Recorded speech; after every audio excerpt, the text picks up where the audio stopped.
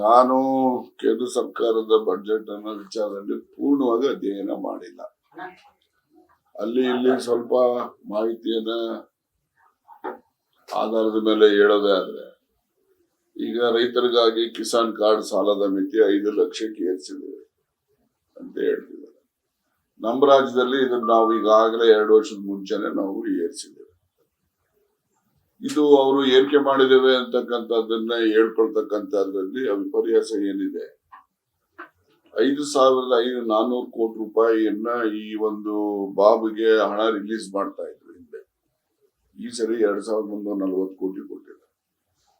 ಮತ್ತಿದು ಏರ್ಸಿದೀವಿ ಅಂತ ಹೇಳಿದ್ರೆ, ದುಡ್ಡು ಕೊಡದೆ ಏರ್ಸಿದೀವಿ ಅಂತ ಪೇಪರ್ ಅಲ್ಲಿ ಕೊಟ್ರೆ ಬರೀ ಸರಸ್ವತಿ ಪ್ರಸನ್ನ ಆದ್ರೆ, ಲಕ್ಷ್ಮೀ ಪ್ರಸನ್ನ ಆಗದೆ ಇದ್ರೆ ರೈತರಿಗೆ ಏನ್ ಅನುಕೂಲ ಆಗುತ್ತೆ? ಅದರಿಂದ ಇದು ಸುಮ್ಮನೆ ಈ ರೈತರಿಗೆ ಮೋಸ ಮಾಡ್ತಕ್ಕಂಥದ್ದು, ರೈತರನ್ನ ತಪ್ಪುದಾರಿಗೆ ಅವರಲ್ಲಿ ತಪ್ಪು ಅಭಿಪ್ರಾಯ ಮೂಡಿಸುವಂತ ಕೊಡುಗೆ ಇದು ಅಂತಕ್ಕಂಥದ್ದು. ಇದನ್ನ ನಿಜಕ್ಕೂ ಕೂಡ ಖಂಡಿಸ್ತೇನೆ. ಇವರು ದುಡ್ಡು ಕೊಡದೇನೆ ಇಲ್ಲಿ ಮಿತಿ ಹೆಚ್ಚಿಸ್ಕೊಂಡು ಹೋಗ್ತೀವಿ ಅಂದ್ರೆ ಏನ್ ಬರ್ತದೆ ದುಡ್ಡು? ಏನ್ ಕೋಆಪರೇಟಿವ್ ಇನ್ಸ್ಟಿಟ್ಯೂಷನ್ಸ್ ಏನ್ ಪ್ರಿಂಟಿಂಗ್ ಮಿಷನ್ ಇಟ್ಟಿದಾವ ಇವು?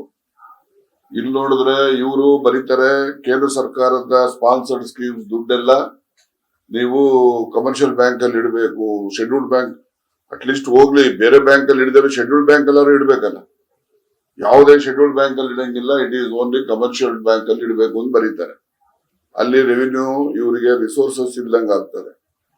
ಈ ಕಡೆ ಇವರು ರಿಸರ್ವ್ ಬ್ಯಾಂಕ್ನವರು GLC ನ ನಾಬಾರ್ಡ್ಗೆ ಏನ್ ಕೊಡ್ತಾರೆ ಅದನ್ನ ಕಡಿಮೆ ಮಾಡಿದ್ರೆ, ನಾಬಾರ್ಡ್ ಇಂಟರ್ನ್ ಇವ್ರಿಗೂ ಕೂಡ ಕಡಿಮೆ ಮಾಡಿದ್ದಾರೆ.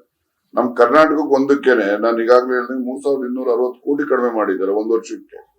ಮತ್ತೆ ಇವ್ರು ಜಾಸ್ತಿ ಮಾಡಿದೀವಿ ಅಂತ ಅನೌನ್ಸ್ಮೆಂಟ್ ಮಾಡಿದ್ರೆ ರೈತರಿಗೆ ಏನಾದ್ರಿಂದ ಅನುಕೂಲ ಆಗ್ತದೆ. ಅನುಕೂಲ ಆಗದೆ ಇರೋನ ಇವರು ಅನೌನ್ಸ್ಮೆಂಟ್ ಮಾಡಿ ರೈತರನ್ನ ತಪ್ಪುದಾರಿಗೆ ಹೇಳ್ತಕ್ಕಂಥದ್ದನ್ನು ನಾನು ನಿಜಕ್ಕೂ ಕೂಡ ಖಂಡನೆ ಮಾಡ್ತೇನೆ ಅಂತಕ್ಕಂಥದ್ದು. ಮತ್ತು ರೈತರಿಗೆ ಇವರು ಈ MSP ಬಗ್ಗೆನೂ ಕೂಡ ಯಾವುದು ಸರಿಯಾಗಿ ನಿರ್ದಿಷ್ಟವಾದಂತಹ, ರೈತರು ಇವತ್ತು ಹೋರಾಟ ಮಾಡ್ತಿದ್ದಾರೆ. ಅವ್ರು ದಿಲ್ಲಿ ಬಾರ್ಡರ್ ಅಲ್ಲಿ ಕೂತಿದ್ದಾರೆ, ತಿಂಗಳಗಟ್ಲೆಯಿಂದ ಅವರಲ್ಲಿ ಧರಣಿ ಮಾಡ್ತಾ ಇದ್ದಾರೆ. ಅವರ ಗ್ರೀವಿಯನ್ಸಸ್ ಕೂಡ ಇವರು ರಿಡ್ರೆಸ್ ಮಾಡದೇ ಇರ್ತಕ್ಕಂಥದ್ದು ಇದು ರೈತ ವಿರೋಧಿ ಬಜೆಟ್ ಅಂತ ಹೇಳ್ಬೋದು. ನಾನು ಕೇಂದ್ರ ಸರ್ಕಾರದ ಬಜೆಟ್ ಅನ್ನೋ ವಿಚಾರದಲ್ಲಿ ಪೂರ್ಣವಾಗಿ ಅಧ್ಯಯನ ಮಾಡಿಲ್ಲ.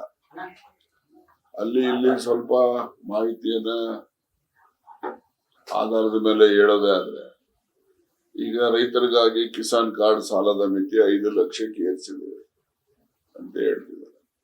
ನಮ್ಮ ರಾಜ್ಯದಲ್ಲಿ ಇದನ್ನು ನಾವು ಈಗಾಗಲೇ 2 ವರ್ಷದ ಮುಂಚೆನೆ ನಾವು ಏರಿಸಿದ್ದೇವೆ. ಇದು ಅವರು ಏರಿಕೆ ಮಾಡಿದ್ದೇವೆ ಅಂತಕ್ಕಂಥದ್ದನ್ನ ಹೇಳ್ಕೊಳ್ತಕ್ಕಂಥದ್ರಲ್ಲಿ ವಿಪರ್ಯಾಸ ಏನಿದೆ, 5,400 ಕೋಟಿ ರೂಪಾಯಿಯನ್ನ ಈ ಒಂದು ಬಾಬ್ಗೆ ಹಣ ರಿಲೀಸ್ ಮಾಡ್ತಾ ಇದ್ರು ಹಿಂದೆ. ಈ ಸರಿ 2,340 ಕೋಟಿ ಕೊಟ್ಟಿದ್ದಾರೆ. ಮತ್ತಿದು ಏರ್ಸಿದೀವಿ ಅಂತ ಹೇಳಿದ್ರೆ, ದುಡ್ಡು ಕೊಡದೆ ಏರ್ಸಿದೀವಿ ಅಂತ ಪೇಪರ್ ಅಲ್ಲಿ ಕೊಟ್ರೆ ಬರೀ ಸರಸ್ವತಿ ಪ್ರಸನ್ನ ಆದ್ರೆ, ಲಕ್ಷ್ಮೀ ಪ್ರಸನ್ನ ಆಗದೆ ಇದ್ರೆ ರೈತರಿಗೆ ಏನ್ ಅನುಕೂಲ ಆಗುತ್ತೆ? ಅದರಿಂದ ಇದು ಸುಮ್ಮನೆ ಈ ರೈತರಿಗೆ ಮೋಸ ಮಾಡ್ತಕ್ಕಂಥದ್ದು, ರೈತರನ್ನ ತಪ್ಪುದಾರಿಗೆ ಅವರಲ್ಲಿ ತಪ್ಪು ಅಭಿಪ್ರಾಯ ಮೂಡಿಸುವಂತ ಕೊಡುಗೆ ಇದು ಅಂತಕ್ಕಂಥದ್ದು. ಇದನ್ನ ನಿಜಕ್ಕೂ ಕೂಡ ಖಂಡಿಸ್ತೇನೆ. ಇವರು ದುಡ್ಡು ಕೊಡದೇನೆ ಇಲ್ಲಿ ಮಿತಿ ಹೆಚ್ಚಿಸ್ಕೊಂಡು ಹೋಗ್ತೀವಿ ಅಂದ್ರೆ ಏನ್ ಬರ್ತದೆ ದುಡ್ಡು? ಏನ್ ಕೋಆಪರೇಟಿವ್ ಇನ್ಸ್ಟಿಟ್ಯೂಷನ್ಸ್ ಏನ್ ಪ್ರಿಂಟಿಂಗ್ ಮಿಷನ್ ಇಟ್ಟಿದಾವ ಇವು? ಇಲ್ಲಿ ನೋಡಿದ್ರೆ ಇವರು ಬರೀತಾರೆ, ಕೇಂದ್ರ ಸರ್ಕಾರದ ಸ್ಪಾನ್ಸರ್ಡ್ ಸ್ಕೀಮ್ಸ್ ದುಡ್ಡೆಲ್ಲ ನೀವು ಕಮರ್ಷಿಯಲ್ ಬ್ಯಾಂಕ್ ಅಲ್ಲಿ ಇಡಬೇಕು, ಶೆಡ್ಯೂಲ್ಡ್ ಬ್ಯಾಂಕ್ ಅಟ್ಲೀಸ್ಟ್ ಹೋಗ್ಲಿ, ಬೇರೆ ಬ್ಯಾಂಕ್ ಅಲ್ಲಿ ಹಿಡಿದ್ರೆ ಶೆಡ್ಯೂಲ್ಡ್ ಬ್ಯಾಂಕ್ ಎಲ್ಲರೂ ಇಡ್ಬೇಕಲ್ಲ. ಯಾವುದೇ ಶೆಡ್ಯೂಲ್ಡ್ ಬ್ಯಾಂಕ್ ಅಲ್ಲಿ ಇಡಂಗಿಲ್ಲ, it is only commercial bank ಅಲ್ಲಿ ಇಡಬೇಕು ಅಂತ ಬರೀತಾರೆ. ಅಲ್ಲಿ ರೆವಿನ್ಯೂ ಇವರಿಗೆ ರಿಸೋರ್ಸಸ್ ಇಲ್ದಂಗ ಆಗ್ತದೆ. ಈ ಕಡೆ ಇವರು ರಿಸರ್ವ್ ಬ್ಯಾಂಕ್ನವರು GLC ನ ನಾಬಾರ್ಡ್ಗೆ ಏನ್ ಕೊಡ್ತಾರೆ ಅದನ್ನ ಕಡಿಮೆ ಮಾಡಿದ್ರೆ, ನಾಬಾರ್ಡ್ ಇಂಟರ್ನ್ ಇವ್ರಿಗೂ ಕೂಡ ಕಡಿಮೆ ಮಾಡಿದ್ದಾರೆ. ನಮ್ ಕರ್ನಾಟಕಕ್ಕೆ ಒಂದಕ್ಕೇನೆ ನಾನು ಈಗಾಗಲೇ ಹೇಳಿದ್ರೆ 3,260 ಕೋಟಿ ಕಡಿಮೆ ಮಾಡಿದ್ದಾರೆ 1 ವರ್ಷಕ್ಕೆ. ಮತ್ತೆ ಇವ್ರು ಜಾಸ್ತಿ ಮಾಡಿದೀವಿ ಅಂತ ಅನೌನ್ಸ್ಮೆಂಟ್ ಮಾಡಿದ್ರೆ ರೈತರಿಗೆ ಏನಾದ್ರಿಂದ ಅನುಕೂಲ ಆಗ್ತದೆ? ಅನುಕೂಲ ಆಗದೆ ಇರೋನ ಇವರು ಅನೌನ್ಸ್ಮೆಂಟ್ ಮಾಡಿ ರೈತರನ್ನ ತಪ್ಪುದಾರಿಗೆ ಹೇಳ್ತಕ್ಕಂಥದ್ದನ್ನು ನಾನು ನಿಜಕ್ಕೂ ಕೂಡ ಖಂಡನೆ ಮಾಡ್ತೇನೆ ಅಂತಕ್ಕಂಥದ್ದು. ಮತ್ತು ರೈತರಿಗೆ ಇವರು ಈ MSP ಬಗ್ಗೆನೂ ಕೂಡ ಯಾವುದು ಸರಿಯಾಗಿ ನಿರ್ದಿಷ್ಟವಾದಂತಹ, ರೈತರು ಇವತ್ತು ಹೋರಾಟ ಮಾಡ್ತಿದ್ದಾರೆ. ಅವ್ರು ದಿಲ್ಲಿ ಬಾರ್ಡರ್ ಅಲ್ಲಿ ಕೂತಿದ್ದಾರೆ, ತಿಂಗಳಗಟ್ಲೆಯಿಂದ ಅವರಲ್ಲಿ ಧರಣಿ ಮಾಡ್ತಾ ಇದ್ದಾರೆ. ಅವರ ಗ್ರೀವಿಯನ್ಸಸ್ ಕೂಡ ಇವರು ರಿಡ್ರೆಸ್ ಮಾಡದೇ ಇರ್ತಕ್ಕಂಥದ್ದು ಇದು ರೈತ ವಿರೋಧಿ ಬಜೆಟ್ ಅಂತ ಹೇಳ್ಬೋದು.